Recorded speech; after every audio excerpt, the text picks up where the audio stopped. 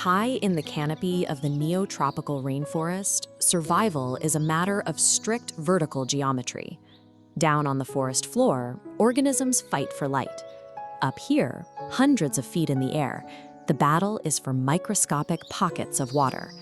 To conquer this extreme environment requires adaptations that border on the alien. Enter the Sabethes mosquito. It navigates the canopy cloaked in vibrant, iridescent blue scales, sporting wide, feather-like paddles on its midlegs. These structures are communication tools, used in rigid, highly visual courtship dances that determine which insects get to pass on their genetics.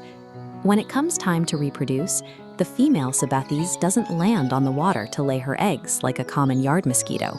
She hovers outside a narrow crevice, like a water-filled bamboo stalk, and rhythmically thrusts her body forward, catapulting her biconical, water-repellent eggs through the air and directly into the dark opening.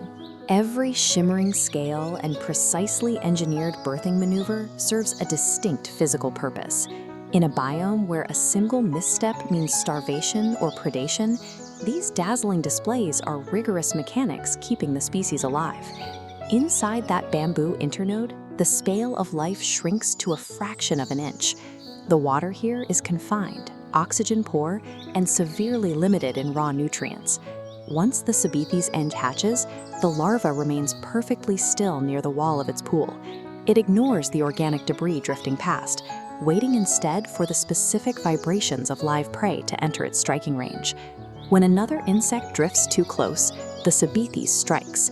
In a flash of just 15 milliseconds, it whips its tail forward to snag the victim, sweeping the prey directly into a specialized clamping jaw structures to be consumed.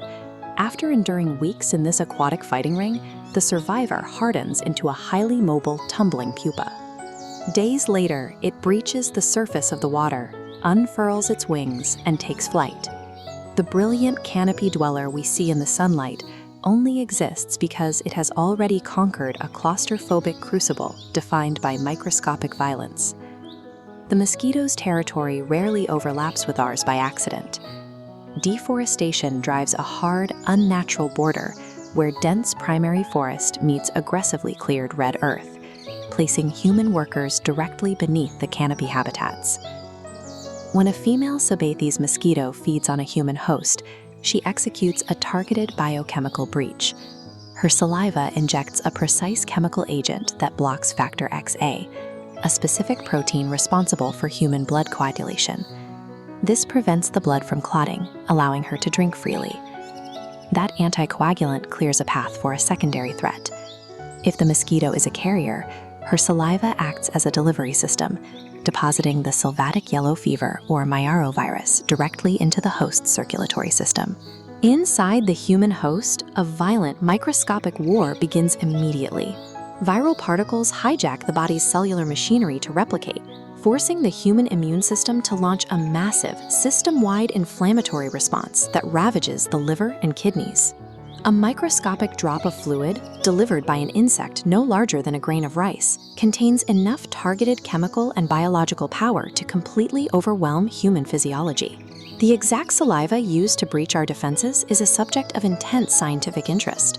By studying how the Sabethes mosquito halts blood clotting so efficiently, researchers are decoding chemical blueprints to design advanced anticoagulant medicines and blood thinners for human heart patients. Back in the canopy, these mosquitoes serve an entirely different life-giving function.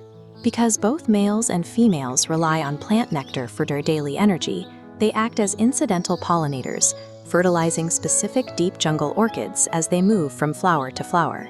Even in their earliest aquatic stages, they provide a vital service. By hunting other insects and breaking down fallen organic debris, the larvae process nutrients inside plant-held waters, keeping these tiny pools from turning into stagnant, toxic algal blooms. The Sabethes mosquito functions as both a lethal vector and a necessary biological architect. Its survival facilitates the reproduction of rare flora and provides a living blueprint for developing human anticoagulants. If we view the forest as an interconnected machine, we have to ask a difficult question.